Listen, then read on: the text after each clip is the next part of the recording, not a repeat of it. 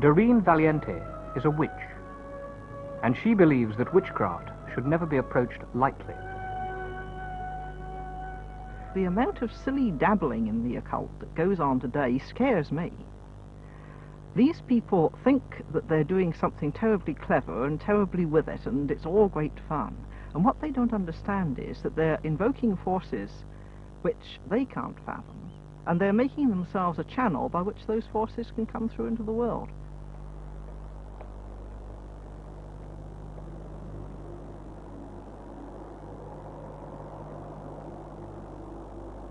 The revival of public interest in witchcraft is one of those curious features of life today. But it's very difficult to get at the truth of what it's all about. On one estimate, there are 30,000 people practicing in witchcraft in this country alone. A more conservative figure would be 8,000. But even so, it's enough to make you think. Are there really dangers involved, or is it all just a delusion? And if it is just a delusion, why do so many really quite intelligent people half believe in it? Just what has been going on in this country since the last of the witchcraft laws was repealed in 1951?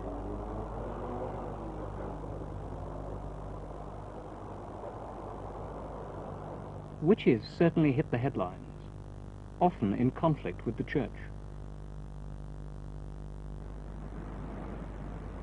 Our investigation in the end has led us to some pretty nasty evidence of blackmail, if not of black magic.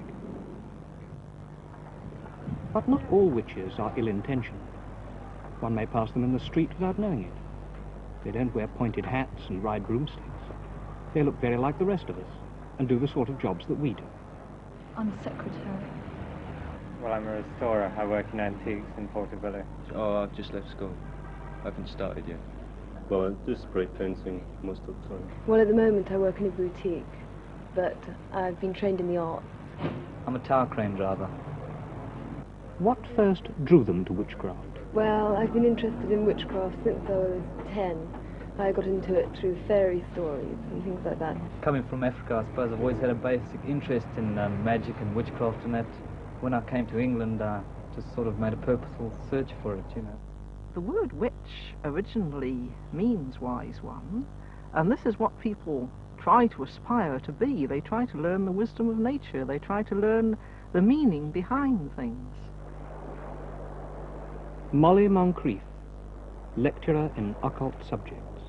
I had to work and learn it the hard way by checking my findings with all the ancient writers on the occult from time immemorial. And I found that it tallies, it always does.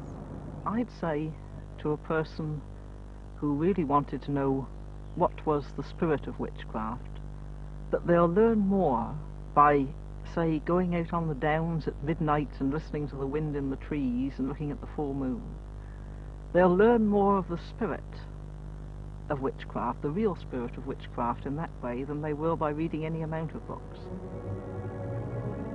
We believe in the horned god and in the goddess of the moon. Now, this doesn't mean that we're silly enough to think that the moon in the sky is a goddess. I don't think any educated pagan ever did think like that. But what this means to us is the masculine and feminine powers of nature. They're symbols, magical images, and by means of our imagination, we can make a real contact with these cosmic forces, the forces of nature, the forces of life. And in a wood at midnight, on the night of the full moon, Doreen Valiente carried out her ritual, hoping that in this experiment, never before tried in front of cameras, some psychic manifestations might appear on the film.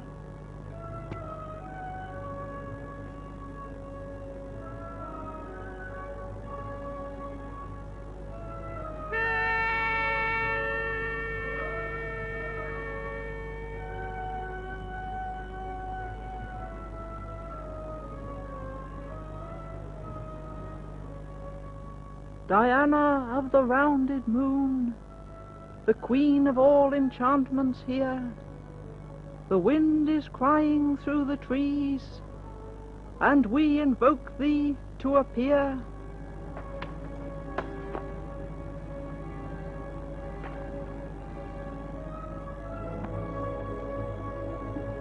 In fact, no such manifestations did appear. And this is Mrs. Valiente's final comment.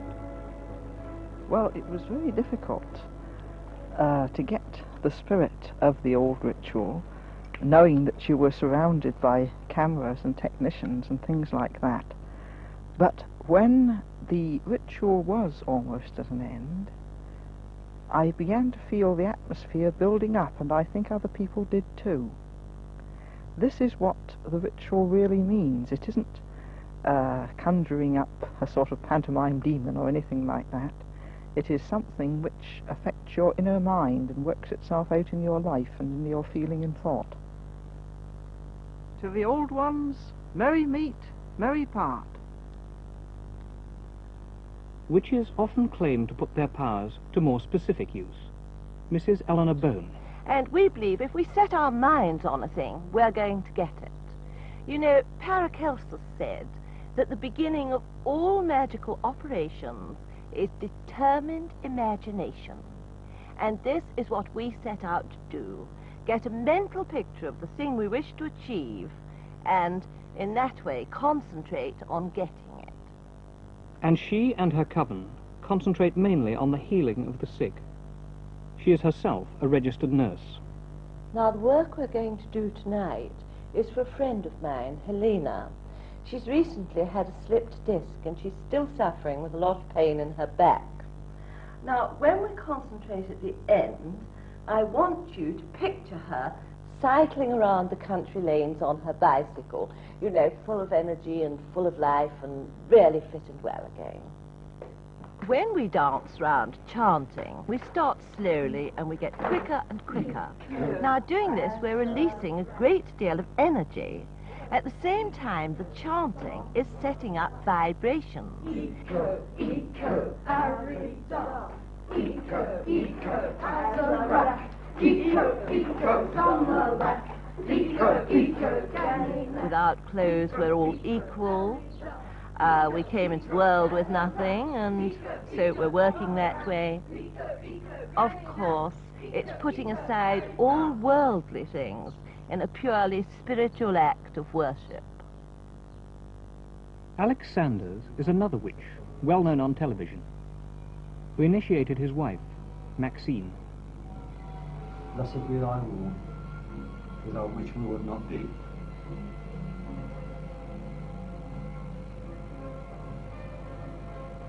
Blessed be thy breast formed in beauty.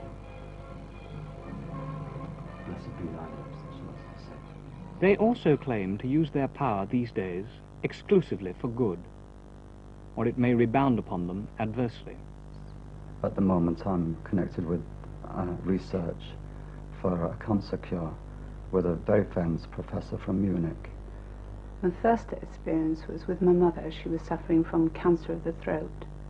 And Alex was visiting us, and he said, all right, we'll see what we can do about it. And we switched the light off and sat there for about 10 minutes in silence. And what appeared to be a ball of fire went across the room towards my mother. And later she said she experienced a feeling of being tilted backwards. But she got frightened and stopped it. But that was the first experience of physical fire, of being able to see it. I have various spirits who help me with the work. The particular spirit who is helping me with the professor and with the cancer work is Michael, who is, I suppose, my familiar spirit. He helps me, been helping me now for 5-6 years, very reliable. The result of this cancer experiment is still to be published. But the view that today's suburban witches are the direct descendants of the witches who perished here and in Europe during the great witch persecutions is disputed by Keith Thomas, the historian and author of Religion and the Decline of Magic, who blames it all on a Scottish lady anthropologist, Miss Margaret Murray. I can say in all candor that there is no basis for that view, but her views have been very influential, and they can be found in debased form on every station bookstall in the land. And so these suburban ladies and gentlemen who are acting out these fantasies are no doubt getting a good deal of healthy exercise, but I don't think they've got anything at all to do with the witches of the 16th and 17th centuries. Yet, it was the claim of these earlier witches to contact the spirits and effect miraculous cures, which had brought them, like their modern counterparts, into collision with the Church. Though the Church in the Middle Ages was in the curious position of condemning witchcraft, when it was virtually in the business itself. The medieval Church had an elaborate repertoire of benedictions and consecrations designed to drive away evil spirits and give protection against fevers and floods and dangers of all kinds. And there were amulets, of course, for the individual Christian to wear. In addition, a great number of superstitions surrounded the sacraments of the Church, in particular the miracle of the Mass. It was thought that a communicant who didn't swallow the bread but took it away in his mouth was in possession of a really impressive source of magical power. The Church also proclaimed the existence of a devil and his attendant demons who were, so to speak, in rivalry to Christ and his saints. But the Church said that they had holy water and the sign of the cross and exorcism which would drive away demons and give protection against them.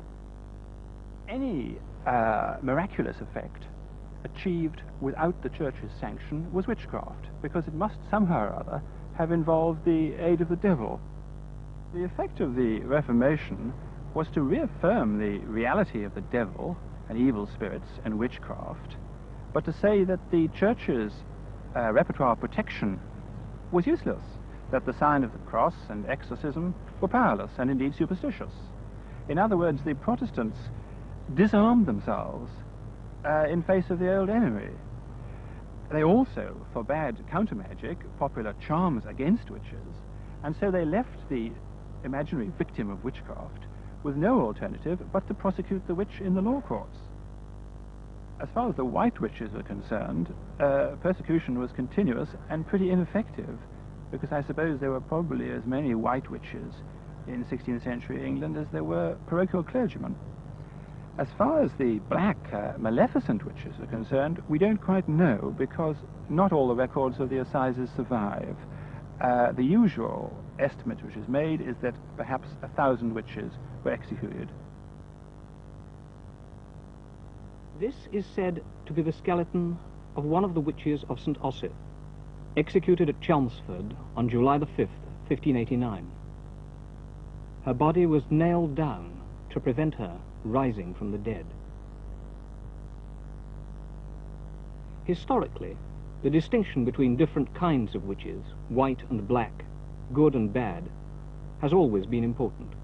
First of all, there were the village wizards, the wise men, cunning women, healers, charmers, fortune tellers, who performed services for their clients, often for a fee, who helped them and were therefore, on the whole, rather popular in the villages and were regarded as white witches, and indeed often used some of the Church's prayers as part of their ritual. These survive in country districts to this day. Theo Brown, a research fellow in British folklore, prefers to call them charmers. From Minehead down to Bodmin Moor, I've known about 17 charmers. It may be purely coincidental. They're nearly all men. They don't like reporters or anything like that. They usually talk very freely to me, surprisingly so. In fact, on one occasion, I went to see a charmer. I was a complete stranger to him. He invited me into his house, sat me down in his parlour, looked at me very hard, and said, "You can do it, can't you?" William Painter is a Cornish bard, and his bardic name means searcher out of witchcraft. Quite recently I gave a talk to some 60 children on Cornish folklore at the Liscard Secondary Modern School. And at the end of my talk, during the discussion and questions, I was amazed when 4 children, each in turn, one said, "My grandfather can charm warts. My grandfather can charm ringworms in cattle. My grandfather can stop the flow of blood when anyone's badly cut." And the 4th, "My grandfather can charm snakes." I don't know exactly the procedure, except that they make a circle round the snake with an ash stick. And because of the formula of words they use, apparently, the snake cannot leave the circle. In fact, a man I met who has seen this done said the snake lashes round and round inside this invisible circle, is quite unable to break out of it. Again, at one period, there was a great demand for charms in bags. And here is a charm I discovered in Cornwall, hanging over a mantelpiece. It is a charm against all terrors by night. It contains the wings of a bat. The second category is black witchcraft. The type, I suppose, we think of when a witch is mentioned, was the person who was suspected of having done harm to her neighbors by some supernatural means. The witch usually lived in the same village, and the most usual situation, I suppose, was that she'd come to the door to borrow some food or drink, or even to beg some money for some neighbor, to ask for some neighborly help, and the neighbor had simply slammed the door in her face. A few days later, something goes wrong in the household, a child is taken ill, somebody dies, the pigs are sick, and they turn around and blame the witch. I think in the old days, people very often did put a curse on someone that worked, because you see, people were very much wronged, perhaps by, say, the local squire turned them out of their home and they had no redress at law or something like that. No human law could do anything for them. And when a person was really wronged and cursed someone from the marrow of their bones, believing in every word of it, then that sort of curse with justice behind it did work.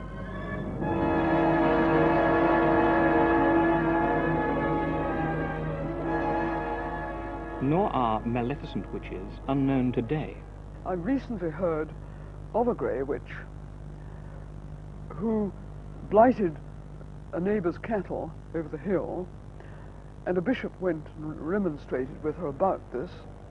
He asked her, "Are you responsible for this?" And she said, "Oh yes." Openly boasted about this. People often had their cattle ill-wished, bewitched, overlooked, and they were told to take the heart of the animal that had met with a mysterious end, pierce it with nails and pins and horseshoe nails, and put it in a chimney, and all would be well. But even in rural witchcraft, all wasn't always well. In 1945, on the slopes of Meehan Hill, an event took place which brought witchcraft into the national dailies. A particularly gruesome murder was committed, which soon became known as the witchcraft murder. A hedge cutter in his 70s, his name was Charles Walton, was murdered on the 14th of February, St. Valentine's Day. He was battered to death with a stick, and he was pinned to the ground with his own pitchfork, which was thrust on either side of his neck, through the neck. A sign of the cross was cut on his chest with his own billhook. One of the most remarkable features about the case was the seriousness with which the police treated the whole witchcraft theory. No less a person than Fabian of the Yard was called in to investigate it, and the police soon turned up some very curious pieces of local information. St. Valentine's Day in 1945 fell on Ash Wednesday, a day particularly rich in black magic associations. It was the day when the Druids were reported to have made sacrifice to the earth. They killed their victim with a knife and allowed his blood to drain away, to replenish the fertility of the soil. Charles Walton's case aroused the interest of Margaret Murray, the celebrated Egyptologist and archaeologist. She was then in her 90s, but she came down to the village to stay there and investigate the case personally. And she said that she was 95% certain that the killing was a witchcraft killing, that Walton had been murdered to replenish the earth. Well, why should this possibly be so? the theory that came out was that Walton himself was a witch, and he'd made barren the local land. The crops had been bad, they'd been late, and they hadn't really been very fruitful. He is said to have tied a toy plough to the leg of a pet toad and sent it scurrying across the local fields. In 1875, in Long Compton, a village only a little way away, an old woman had been killed under exactly the same circumstances. A pitchfork had been thrust into her throat, and the young man who did the crime confessed later in court that he had done it to rid the village of witchcraft. This is a photo of old Walton, and his case demonstrates just how elusive witchcraft can be to the investigator. With me now is the person who knew him most and best, his niece, Mrs. Good. Mrs. Good, Charles Walton was living with you at the time of the murder. Yes. Do you think that there was any chance that witchcraft played any part in his death at all? No. I think the papers made a lot of it. And I lived with him all my life, and I've never known such things. I think it's ridiculous, really, the things that were said. What did you think about the theories in the newspapers? And, what the paper said was very disturbing, because none of it was true. Warwickshire is supposed to have been one of the great centres of witchcraft. Did you ever meet a witch or know anything about witchcraft? No, never. I've never heard of it. I never remember them talking about witchcraft till this came along. Coincidence can account for many things, and the easy explanation is often avoided. The vicar of Laneast in Cornwall, the Reverend R.F.G. Pierce, had this to say. One Sunday I noticed that the church candles seemed to be burning down rather quickly, so I made a mark on them. The following Sunday I noticed that they had burnt down even more, so I went along to the police and said that I thought perhaps somebody was using the church during the week. I said that we would arrange to have the church locked, and to my amazement I saw a report in the newspaper the next day, "Vicar asks police to solve altar candles mystery." For myself, I don't think that there is anything to do with witchcraft in the matter, although that was suggested in the report, because I think that witchcraft is the manipulation of one person by another. More probably it was a vagrant who was seeking shelter in the church. But dating from ancient Babylon, there has been a third type of practitioner, considered to be even more sinister. The intellectual wizard, the man who tried to get in touch with the spirit world by an elaborate ritual of conjuration, drawing circles and lighting candles and hallowing and so on. This was, as I say, a rather intellectual thing to do. It was very popular at the universities, and I suppose from the point of view of Jacobean undergraduates was rather the counterpart of modern drug-taking as the stock student temptation. Take the case of the notorious Sir Francis Dashwood, who founded the Hellfire Club in the caves below West Wickham. It's difficult at this distance of time to know how much genuine Satanism played a part in their practices. It was rumoured that Dashwood and his companions had celebrated Black Mass both here and at Medmenham Abbey. Dashwood himself was an intensely religious man in some ways, and it was rumoured that there was a secret passage leading from the caves down here to the church on top of the hill, and that Dashwood's parson worshipped God above and Satan down here. On one occasion, the devil did in fact put in a personal appearance. He leapt across the table and seized Lord Sandwich by the throat. Sandwich collapsed in a nervous fit. The devil turned out to be an ape, equipped with false horns and a little black cloak. He'd been introduced into the assembly by John Wilkes. So it seems that among all their Satanism, there was a certain amount of jesting too. But not everyone has taken it as a jest.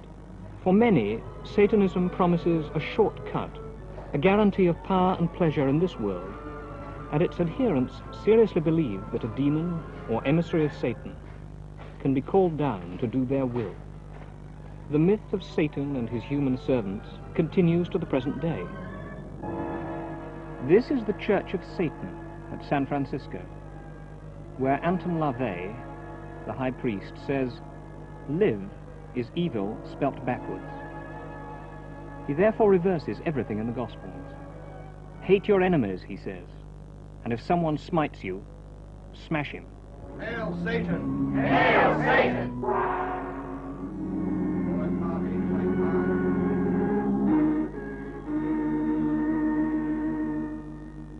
Behold, saith Satan, I have a circle on whose hands stand the 12 kingdoms. 6 are the seats of living breath, the rest are as sharp sickles or the horns of death. The actress, Jane Mansfield, was a participant in the rituals of his church. When she tried to break away, she met a violent death in a car crash soon afterwards. Many believed that the accident was controlled by LaVey's psychic power.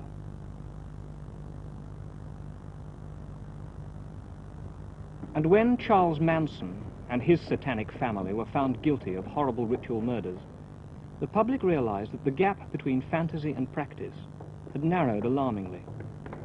Also, it's been coming nearer home. The desecration of this cemetery at Basingstoke last Easter could, of course, have been the work of hooligans. But since it seemed to require such frenetic energy, Satanists cannot be ruled out.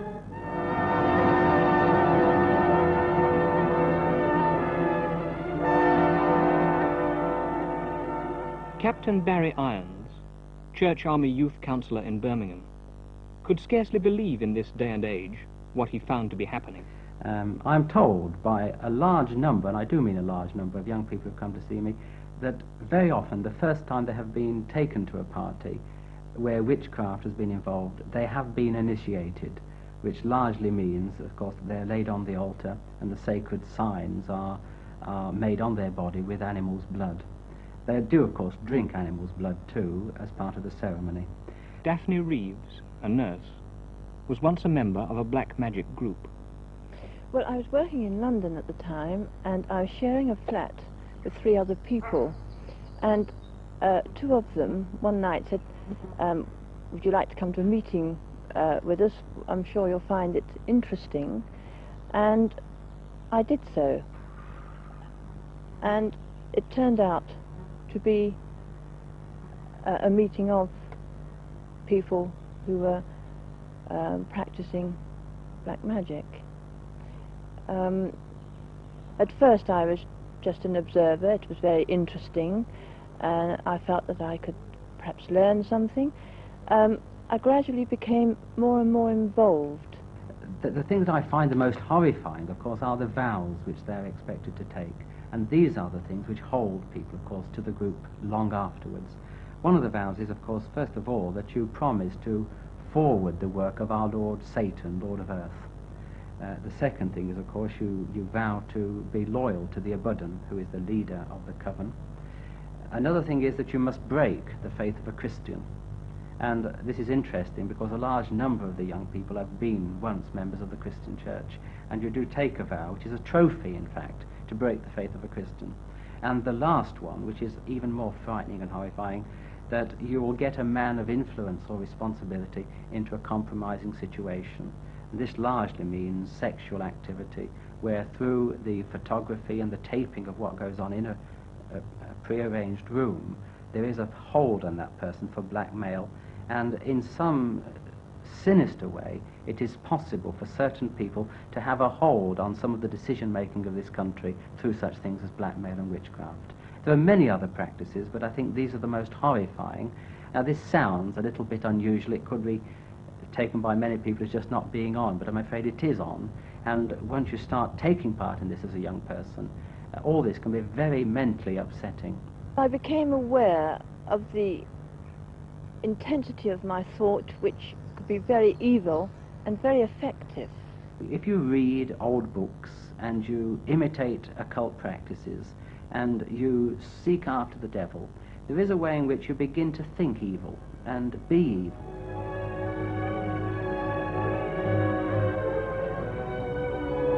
At Boscastle in Cornwall, on the quay where the witches used to whistle up the wind, there is a witch house, full of curious objects, including a tableau depicting the Black Mass. Its owner is Cecil Hugh Williamson, who gives his own account of what goes on behind the scenes of a seemingly innocuous organization. Today, we have got this very sound and practical system, which after all is the basis of all spy systems, and any Russian person running an intelligence service, or German or French, would recognize it at once. You've got the cell system, where the cell works, but it has its link man. So, you can imagine this scene. As a local coven of a district has its meetings every once in a while, and so what happens is that you find a group of people making tracks to the meeting place, but they don't all drive there and arrive and fill up a car park. No, for secrecy and security, what they'll do is they'll go in their Austin 1000s or what have you, and will gather at, if there's a lot of them, they may use 2 pubs, so that you have no more than 5, 6, 8 people meeting at a pub at the end of the thing. They'll leave some of the cars there and go off in 1 or 2 cars, and they will then drive off to this country house or maybe a farmhouse. And in appearances, it's exactly what it is, a pleasant house, living in the country, possibly retired people, nicely kept gardens, cars will drive up. Any locals will say, oh, well, Mr. and Mrs. So-and-so are having a little cocktail party and get together. Eventually one of the people will come and say, well, quieten down, everybody, he's arrived. By the word he, they refer, of course, to the man in black, the coven leader. Now, the coven leader sometimes is seen, but very rarely these days. The system is practically the same everywhere, is that there's a door which is left open and leading into the room where the guests are assembled. People quieten down, shade the lights down a little bit to a quiet light, and a runner, which is the man in black's secretary or scribe, will make all the arrangements. He's like a major domo. And the major thing which they do is that when the preliminaries are done, they start about the business in hand today. Ever since the dawn of time, there have always been people that want things. They want somebody else's wife, they want health, they want youth, they want this, that, and the other. And the witch, as the word witchcraft says, they are in trade. It's a business. You pay your money and you get a result for it. And so with the witch craft business and all the witches, they've always referred to their customers as wanters, because that is exactly what it is. If you can't get it in the shop down the street, if the law doesn't provide it for you, well, then you go to the witch. I did a magic ritual in reverse, and within a year I owned a 26-roomed house. Within 2 years I was worth £250,000. Within 5 years I'd gone through nearly £750,000 by the use of black magic. How do you join? Oh, that's probably the most common question that I'm asked. All sorts of people are dead keen to become witches and join witchcraft covens. Well, the short answer to that is you don't join. The witches select their replacements very, very carefully, and anybody with a little bit of common sense who sits down and gives it a little bit of thought will see why. After all, you're going into a most exclusive organization whose work, mostly for their wanters, is beyond the law. In fact, let's be blunt about it. You join a witchcraft coven and you may, are almost certain to at some time, be a murderer or murderess. The reason that I drew away from it was because the first person to help me with the ritual was my sister. She was involved with me in a shooting incident. There are times in this world when people have said it, often in best of families, he'd be better off if he was dead. That little sentence, if you think about it, is not an isolated or a rare thing. It's all too common. There are many, many women and men up and down the countryside who loathe and detest people. And they are the people who go to the witches and ask for that very useful, expensive, and practical service, elimination. I think a black magician like I was, if I'd gone on much further, I probably would have started to use human sacrifice, animal sacrifice, then human sacrifice, and probably degenerated and maybe committed suicide or been executed for murder, or whatever the penalty is for taking human life. Nowadays I try not so much to have a guilt complex about it, but try to make amends. Once they try to come out of the group, tremendous pressures are put upon them. They don't let them go very easily. They know where they're working, for instance, they know where they're living, they even know who their boyfriend or girlfriend is.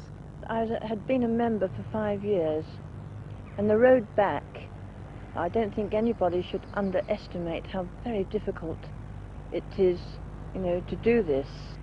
Nasty notes pinned to a jacket, a note put on your typewriter, a cat's heart or testicles found in your jacket pocket, all these things which break down your moral resistance.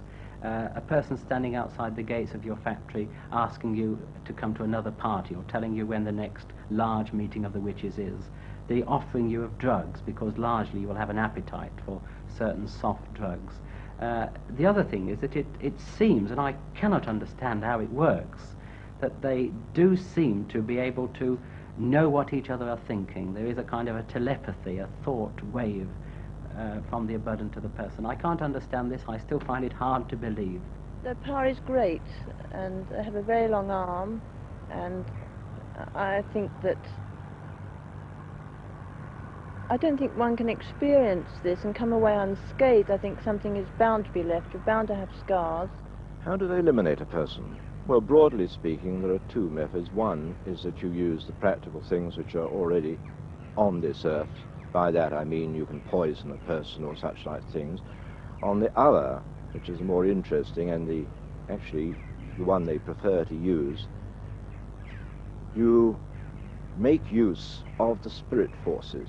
Now that may sound a very tall order to you, but it comes in the category of mesmerizing a person, influencing their mind and controlling them. I'll give you an example. Shall we say there's a wife wants to get rid of a awkward, we use the word caddish husband, a blackguard. Well, he works in some place like most people. He has a car, probably on the way home he has a drink with the boys, and so the witch, having once received her commission, will get one of her runners to watch all his movements, and she finds that he goes into the Black Dog at such and such a time, and he has a drink there, and then he drives home, or he goes off to the house of his mistress or what have you. So the procedure is quite simple, is that arrangements are made for the witch to go to the pub, and she will be in the bar there, be quite close to the target, as you might say, and she can either speak to him direct, get to know him, or she can actually do it with her back turned to him. And what she does is she gives her particular spirit, and I ask you to believe this because when you're talking about witchcraft you do step into the world beyond, which the average person knows very little about, but it's so real. And she will instruct this spirit force to latch onto this fellow, and the instructions to it are very simple. She just says, make this man go to sleep in 15 minutes, or half an hour, whatever it may be, knowing full well that he'll finish his drink up, and he'll go out to the car park and get in his car and start to drive home, and he will black out. Well, a lot of young people don't believe there is a power when they get involved in satanic or black magic practices. They go for the drugs, they go for the fun of it, they go for the adventure. But many young people, although they don't believe it at first, by involving themselves in occult practices and satanic worship, they open themselves to spirit possession. Well, really, it's the power of the church in reverse. Very powerful, very frightening. And since the Reformation, the Church's use of exorcism has been creeping back. The Bishop of Exeter set up a study group to look into it. John Richards was the secretary. Our study group and its findings made quite clear that there is a great difference between the mentally sick and those whose illness is primarily spiritual. We have on our study group doctors and psychiatrists. The New Testament view of demonic possession, in my experience in recent years, I've had to now come to accept this. The manner of Christian exorcism is very varied. It could be done quite informally and extemporally. The first one took place on a Sunday afternoon at 3 o'clock after I'd invited a young girl who had been a witch for about 4 years to come and see me. The day before I had found out a lot about her. I found that she had rejected the Christian faith. She had now a satanic name. She was an Ephonite, which is a kind of a second-order witch, and she had taken the vows and was very guilt-ridden about all that she had done, and she wanted help. I found also she had taken drugs. I found a lot about her family, and I was pretty convinced that she was possessed of something which was evil, and I felt compelled to do something for the girl. And what I did for her, I've done for many others since, in fact over 142. And she begins to say, "What are you doing to me?" And I say, "I don't know what I'm doing to you, but I think I'm blocking the Abuddin insofar as I'm picking up something of what he's trying to say to you." And while the girl is in this almost state of transit, it is very important then to make contact with her. And I always kneel down by the person and put my hands on her hands, which of course she pulls away, but I hold them. I think the best and the only real antidote is prayer. It is a very powerful weapon, as these people themselves realize, of course, and are frightened of. And as I say the Lord's Prayer, nothing seems to happen until I come to "and lead us not into temptation, but deliver us from evil." And when that happens, I'm frightened to death in many cases, because by this time the girl is pulling away and saying, "No, no, no." And at the same time, I'm very, very hot or cold, and my heart is really bumping very fast, and the whole room seems to be alive. And as soon as I said the Lord's Prayer, I then say, by the authority given to me in the Lord Jesus Christ, I command the powers of evil within you to cease, and I give you back your Christian name. And then I give the girl her Christian names as they used to be, and I sign you with the sign of the cross in the name of the Father and of the Son and of the Holy Spirit. And it's a great act of triumph, you know. But the other thing is, it's never over there, because the person always leaps up into the air and has a kind of an epileptic fit, or runs down the stairs and collapses. And the horrifying thing is that they're very often unconscious for nearly half an hour. But the beautiful thing is, when they awake, it's over. It is really over.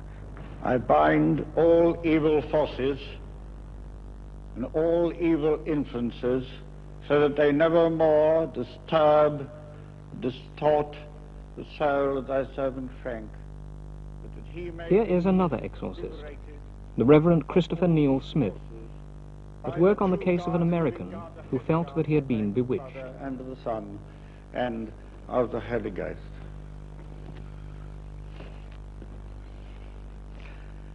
Let all witchcraft, sorcerer, and black magic fly from hence.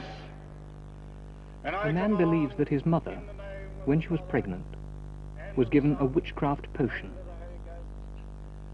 And I exorcise thee, every unclean spirit, by the true God, the living God, the holy God, that they may never more hold tyranny over thy soul, and give place to Christ, his power, his pardon, and his peace.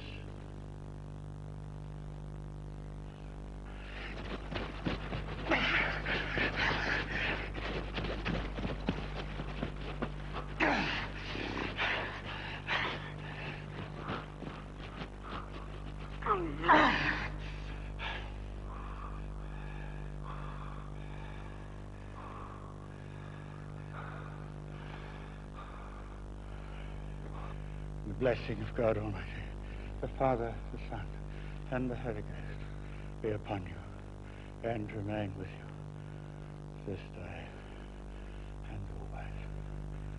The man said afterwards, it was as if 1,000-pound weight had been lifted from his shoulders.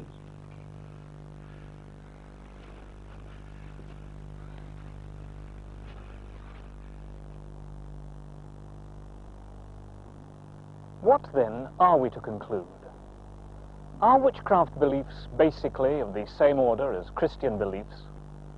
Or are the witches practicing the oldest religion in the world, inheritors of a fertility cult dating back to man's first days on earth? Is there really a supernatural witchcraft power, something basic to the human race, which the modern world has lost? Or is it all self-delusion, hysteria, a kind of madness stemming from man's confused understanding of himself? Freud said of demons, "We speak as if they invade us from the outside, but demons are our bad desires, which have been repressed. Here is Irene Champagnat, a Jungian psychotherapist. Well, I'm very dubious about the word witch. Could mean anything. I mean, sometimes people call me a witch if I have a hunch about something that's going to happen or something that they didn't think I knew, which is just purely an intuitive woman. Everybody's born with power. I think it's if they have the awareness. I think everybody can use this power, but they have to be aware of it or want to use it. I think there's really a feeling that there's a mysterious, spiritual side to life that can't be explained in scientific terms, and that they really are on the search for God, really.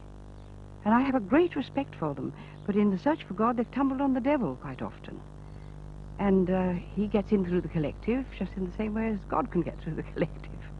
Well, when I was a child, I always felt much closer to a great life force when I was out of doors, far closer than when I was in the four walls of any church.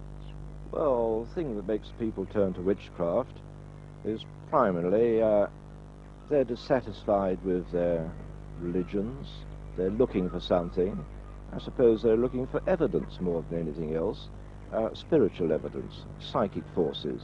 The point about witchcraft is that it's a self-confirming system. If you believe in it, nothing can happen to weaken that belief. If I believe that magical healers can cure me and go to a magical healer, well, if I recover, then I've been cured. If I don't recover, then I go to another healer. And if he can't cure me either, then it must mean that I'm bewitched, and so on it goes. Much depends on what the healing process is, and nobody seems to know very much about that. What I'm quite certain is it's nothing whatever to do with magic. I have had some experience in another country where witchcraft was supposed to be rampant, but it did seem to me that it was a psychological thing, and that if the people had not been told that they had been bewitched, nothing would have happened. Well, I should say avoid certain kinds of groups. Certain kinds of groups. Of course, I know people are lonely, and they want to get together, and they want to share radically at a deep level. And this is what starts it. And they want to be real, these encounter groups. But I would say to them, still stick to your very simple practicalities. Just the ordinary human life and human personal relationships. Anyone who sets out to play God with other people's lives, I think, is doing something very wrong and very foolish. When I look back on those 5 years and realise just how very evil they were, I hope I never go back. I would never go back on the black path again. I've still got money in the bank from those days, over £137,000. I will never touch it. The danger at the moment is that many young people have rejected the Christian God and are seeking out old gods which are false, which are dangerous, and really will resort to their own ruination. Once you're in, you sold your soul.